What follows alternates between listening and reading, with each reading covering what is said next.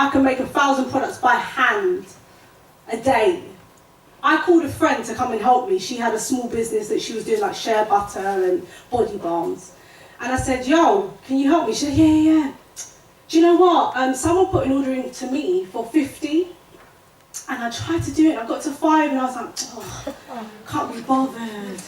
I was like, babe, don't bring that energy to my house. You need to be making sure you're on point. I mean, this glossy box, like, it's global. I'm in the same box as Lady Gaga and Katy Perry and everyone. She did about 25 for me, and she started feeling sick. And she started like, oh my God, and just sitting in my bathroom for 10, 15 minutes. And I was like, do you know what? She can't do it for herself. How could she ever do it for me? Right? So this is another lesson. It's about how are you gonna be a CEO or a boss at anywhere if you don't work hard at school now? If you don't work hard at your part-time job? Oh no, I'll get to it when it's mine. Of course I'm gonna put in the hours. You don't even know, because you need to learn. Use your working experience as your opportunity to try and fail on somebody else's dime, on somebody else's when they're paying you to fail and muck around and learn and go training and all of that, because you're not going to get that in your own business. You need to be ready. Going back to your original question, so people were looking at me like, oh my God, how are you going to set up a skincare brand? My skin was horrible. That was my driving motivation. How am I going to be a successful makeup artist? I'm losing work because my skin doesn't look good. When they're like, Claire, your skills are sick, like I saw your portfolio, but when you turn up, you got eczema and acne and I don't know. And that was confronting for me. Any of you girls could feel the same way, like, someone's really judging me on my skin, like, that hurts. And when you've got acne, don't matter how much makeup you put on, you still look unhygienic when you've got acne. You could be the freshest person in the world. Do you know what I'm saying? But this skin disorder that you're trying so hard to remedy, it starts to take over and you feel insecure and your self-esteem. And and it's just not on. So what I would say, sorry, and I keep going on a tangent, sorry, Nia, is that if you're on one path, don't be afraid to go to another path. You have to do what's right for you. When I picked my drama degree, I was like, if I'm going to study it for another 3 years, I need to enjoy it. I tried business studies for 7 weeks at college, and I walked out. I just found it to be dry. But actually doing it in real life, there's no better feeling in the world. So it swings and roundabouts. I would really just say, just go with your gut. It's that simple. Thank you so much.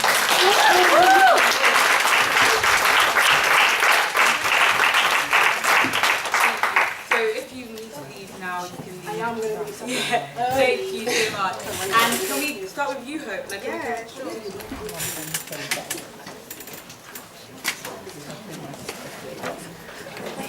So the question is what are the most important traits for being a successful today?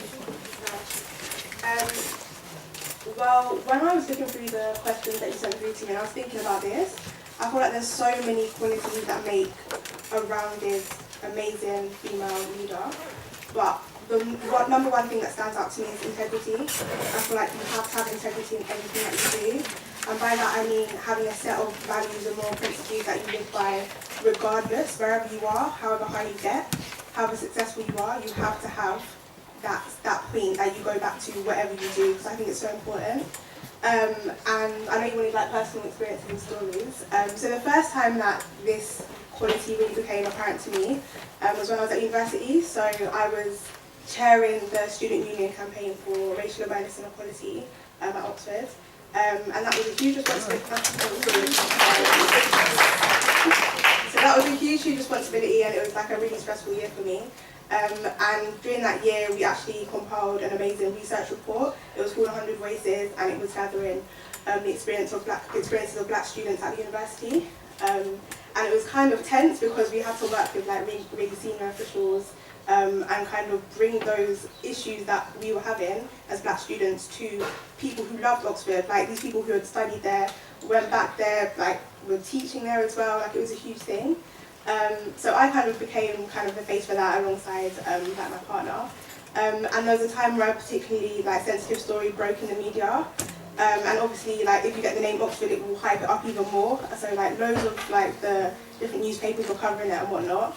And basically, like a really senior official at the university phoned me that morning, and she was like, "Oh, you know, we've had these really bad stories come out about us. Like, could you get any of your black students at the university or in your network to maybe post on like the Times for comments or anything to say that, to like basically refute the claims?" So I think the story was saying that, you know, Oxford doesn't take enough black students basically, and they were trying to say, you know, like we'll send you a little paragraph, if you can get people to, you know, just copy and paste it, that'd be fantastic. And you know, and if you do that, then you might be a little bit more receptive to what you want in terms of your campaigns. So I had to sit there for a minute and think, well, you know, on the one hand, we really want this research report to go through. We want to have this race summit. We want to see amazing things for black students at the university. But at the same time, you have to have integrity, and you have to represent the people that back you. You have to represent people that look like you, people that are you. And I feel like that's a responsibility. So I have to use my integrity and say, like, I'm sorry, I'm not going to do that. And if that means that you can't go forth with like backing the research project, then firstly, you're not doing your job properly, so you shouldn't really be where you are.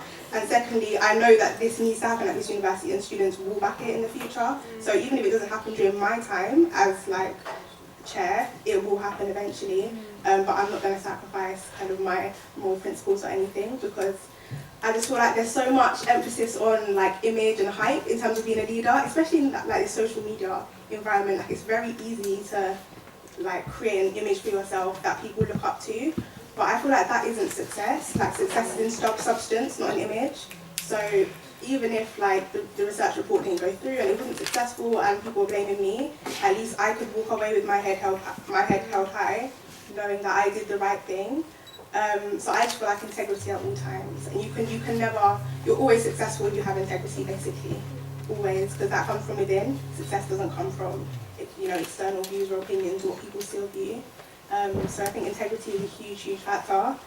The second thing in terms of being a successful leader for me is curiosity and hunger for knowledge, and that's not just when you're on the way up, that's when once you've made it to where you want to be as well. Like never stop wanting to perfect your craft, never stop wanting to speak to as many people as possible to see, you know, where you could be doing things better. So I think curiosity and hunger for knowledge comes with the skill or quality of adaptability, and also an element of humility as well. So understanding where you're not doing something as well as you could.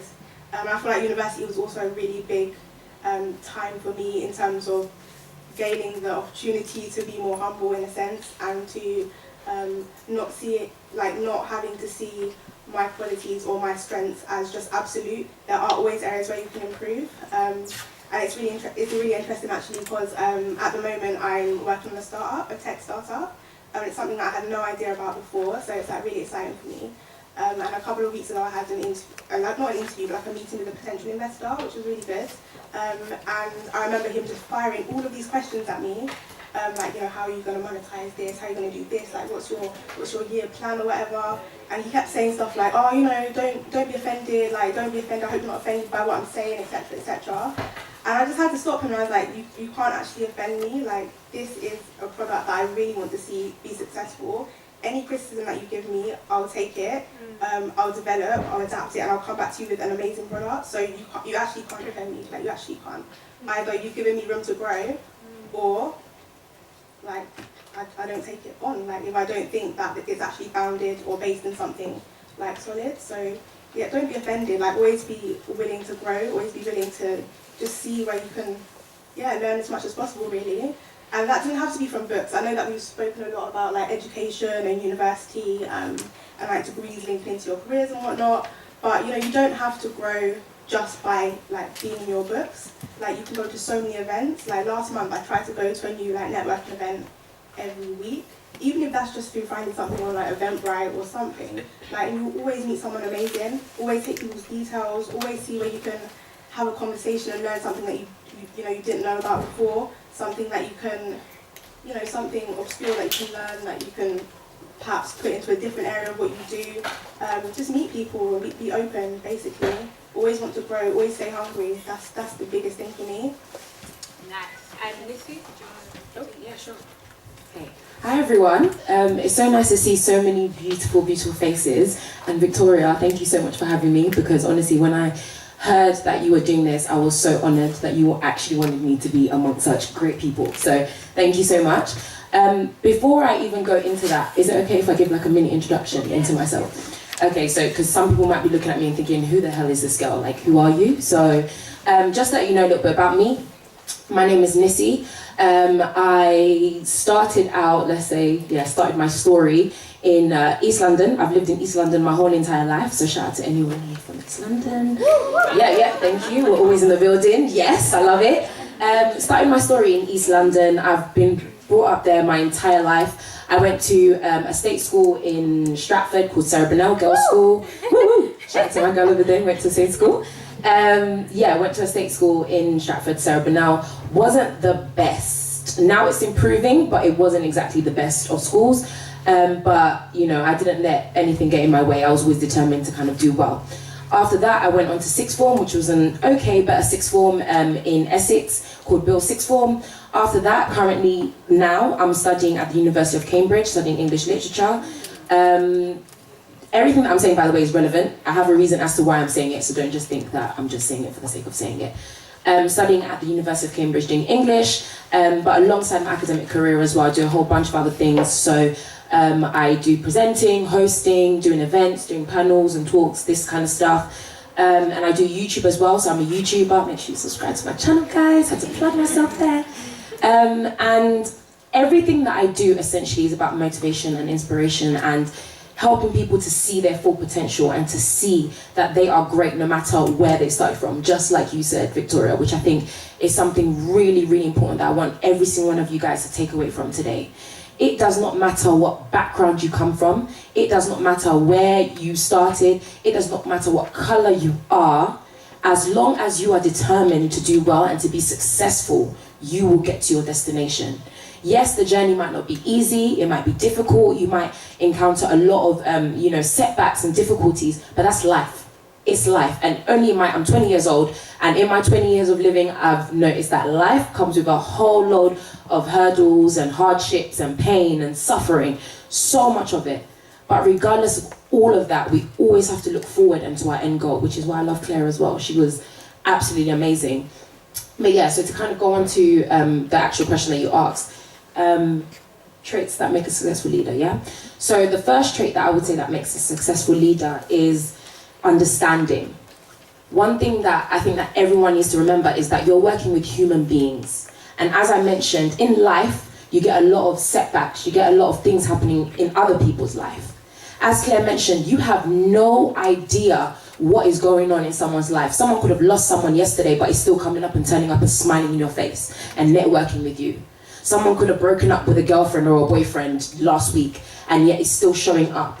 So for me personally, I believe that, as Claire mentioned, we need to treat every single person that we meet with respect and dignity that they deserve as a human being, and ensure that as a leader, you make sure that people feel comfortable around you and that you understand their circumstances.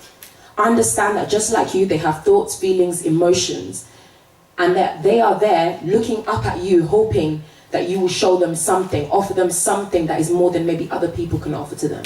So that's definitely number one. I'll say understanding, being understanding to everyone that you come across, treating people with respect. The second thing that I would say is serving. I feel as though being a leader is about serving other people. Being a leader is about being outside of yourself. It's got nothing to do with you. Of course, you're the one that's being the leader, but you are there to serve other people. As I mentioned, people could be looking at you as motivation, as encouragement. People could be looking at you as that one bit of hope. They might be at their last straw and not know what else to do. They might be in depression or whatever it is. And they might be looking at you as that last piece of hope for them. So you need to remember that you are there to serve other people. Put people ahead of yourself. And as Claire kind of mentioned, she mentioned that she was a Christian, and so am I. And that's one thing that I've always learned within my course, with my personal relationship with God, is always been to serve others before yourself. And then what will happen is that you will see that people will want to serve you, because you have ensured that you have nurtured other people before yourself, that you have shown a a selflessness that they would admire and that they would love because you're doing it out of the kindness and the love of your heart. Then people will want to work with you. Then people will want to join in with whatever business or whatever plan you have. Then you will see that randomly out of nowhere, you're looking maybe for a venue. Someone will come and say, I've got a venue for you. Maybe you're looking for brands to sponsor you at your event, and they will come and say, do you know what? Here, let me sponsor you. Because you have learned to serve first before anything else. So that'd be number 2. And finally, kind of similar again to Claire, will be perseverance. Perseverance is so key to anything that you want to go on and do. It's key because, again, you will have setbacks, you will fail, you will find times where you are thinking, do I even want to do this anymore? Honestly, I do so much. If you ask some of my friends, they're just like, Nissy, like, how do you even have time to run around and do everything that you're doing? Perseverance. Because I love it, because I'm motivated to do it, I continue doing it. And no matter what setback comes in my way, no matter what difficulty is thrown at me, no matter what has happened in my personal life, I will keep going. I will focus on that end goal and I will let nothing get in the way of me. And that's exactly what I'll say to you today. Persevere through everything. You are born and you are here for a reason. The fact that you are not dead means that you still have a purpose to fulfill. That is it. So make sure you understand your purpose and you push through in order to reach that purpose. So yeah, those are the 3. So understanding, serving, and perseverance.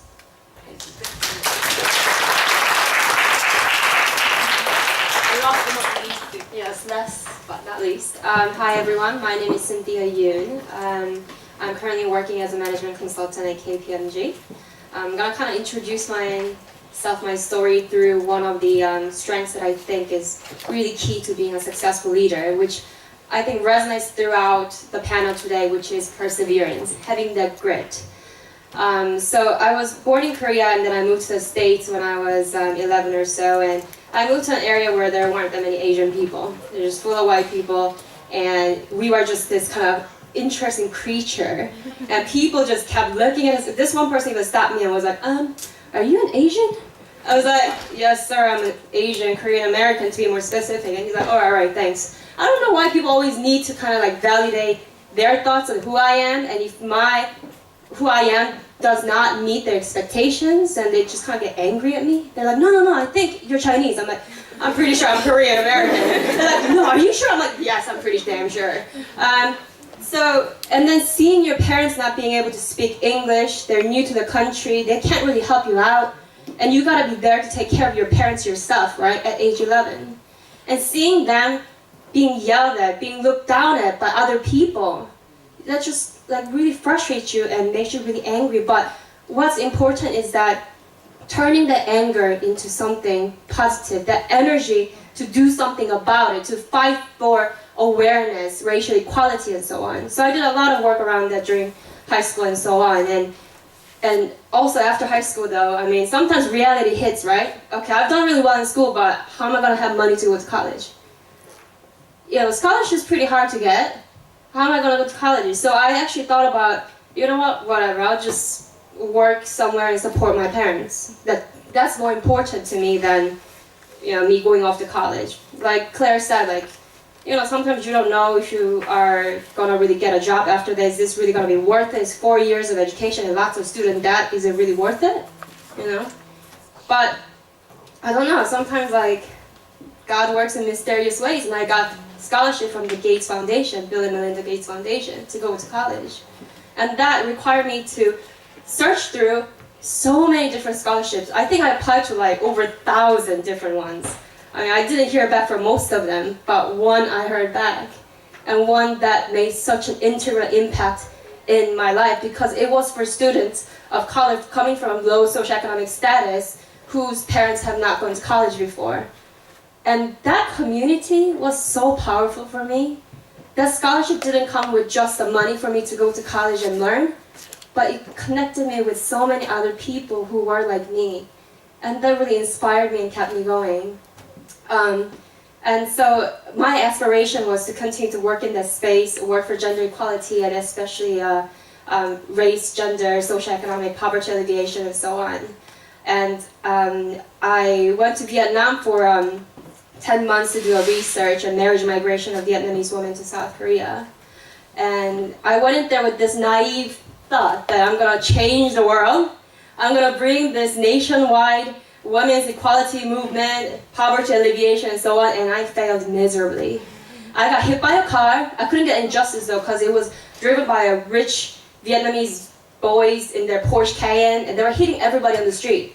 But the government cannot do anything about it because they're so damn rich and powerful. Couldn't get injustice on that. I almost got abducted, I got scammed, I got sexually assaulted, and so on.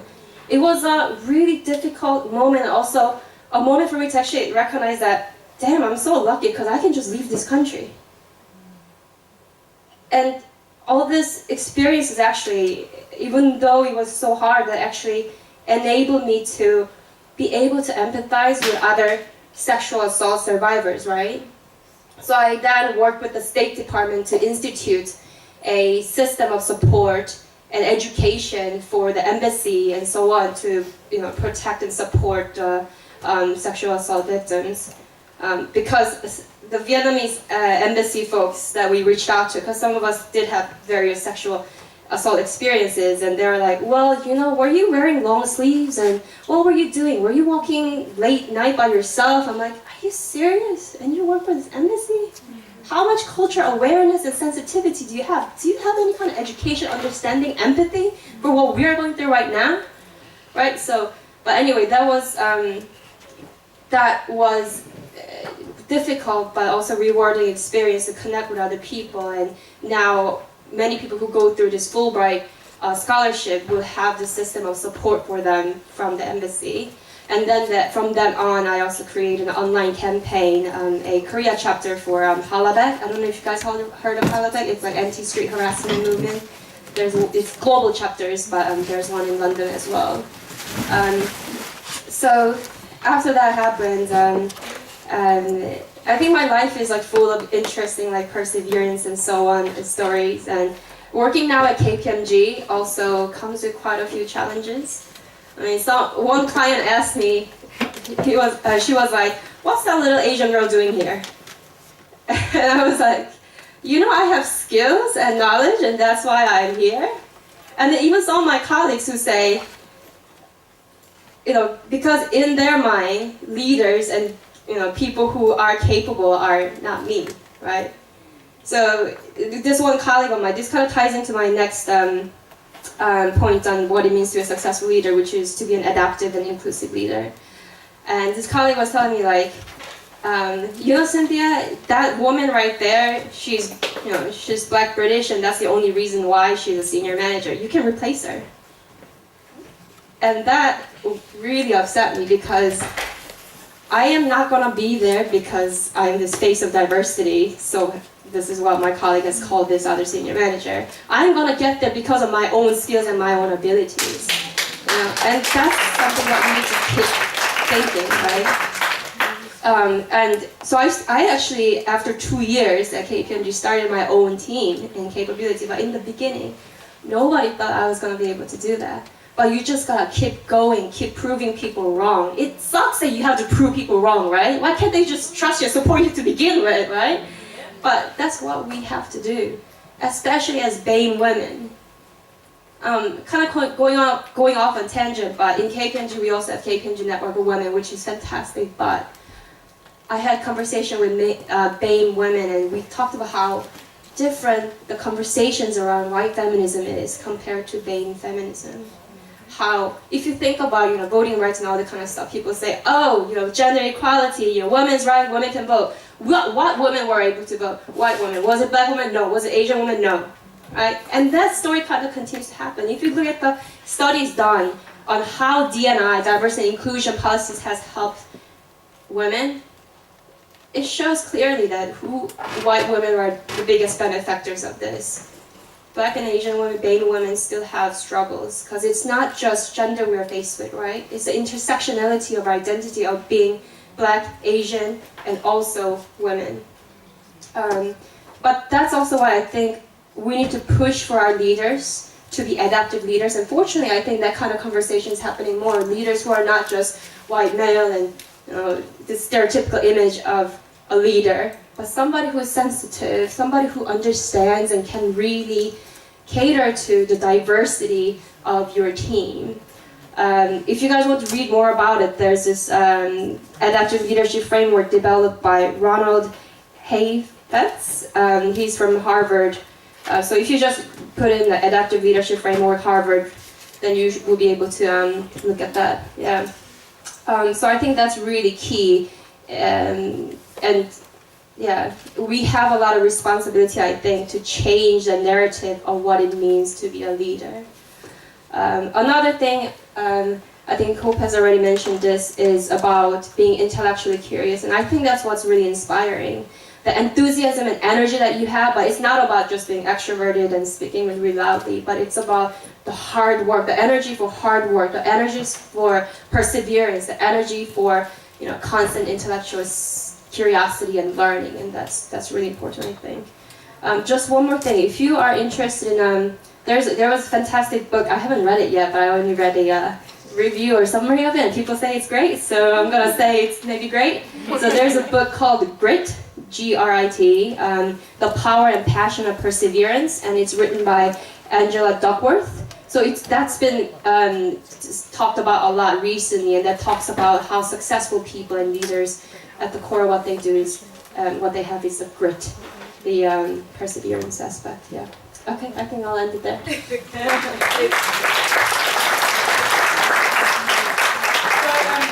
we move on to our next question, our doctor is now here, so would you like to make your way to the panel, please? We're running late from work. Okay, the next question is, how do you remain motivated and inspired despite obstacles and setbacks? Oh, straight in. Hello everyone, my name is Dami, or Dr. Oidele, but Dami's fine. Sorry I'm late, I've literally just come from work, but I was going to speak for 6:30, so that was my aim, so nice to meet you all. I've basically prepared some questions that... Do you want to introduce yourself, your story a little bit? Okay, that sounds really I can literally just get in, So I'll tell you this about myself. So I'm a medical doctor by training. I don't know how many people want to do medicine or leaning towards that field. Anyone? Well, a few. Okay, all right. Hey. So my background obviously is I'm Nigerian. I came over to the UK when I was about 15. Did my A-levels, went to university, and obviously went to med school. Qualified and started, and I've been working for about 3 years now. I'm also married, I've got a little girl. And then also, just because I'm a little bit crazy, decided to start my own work as well. So I also run a company called Salt of Health, which sort of is an innovative first aid company, but I'll come to that a little bit later on. But that's sort of my story, my background, and I just hope from today I can kind of share what my experiences have been. I try and do a lot of stuff sort of within the NHS and outside the NHS, and this is when Victoria talked about this, I thought it would be a fantastic opportunity for me to come and share and talk to people as well. If you have any questions, do feel free to jump in and ask in case I forget anything important. So what was the question? Second question, how do you remain motivated and inspired despite obstacles and setbacks? I know, just a quick pause, Danny actually didn't get his question, so but if you want to just, That's fine. Okay, so I think I like to talk from my personal experience about what my story has been, so it's real, it's authentic, it's not what sort of I've heard or what I've read from the book. For those who want to do medicine, you know it's an extremely competitive field. I guess so anything you want to do in life, you want to go to university, you want to get a good job, lots and lots of competition, and you have to give yourself the extra edge. You have to stand out, you have to be that excellent candidate, you have to be that unique candidate, that when they look at your CV or they read about you, they want to meet you. And I applied, and I've maybe had a smooth sailing journey. I went to high school, got the grades I needed, but to my horror and my shock, I didn't get an offer. I was like, seriously?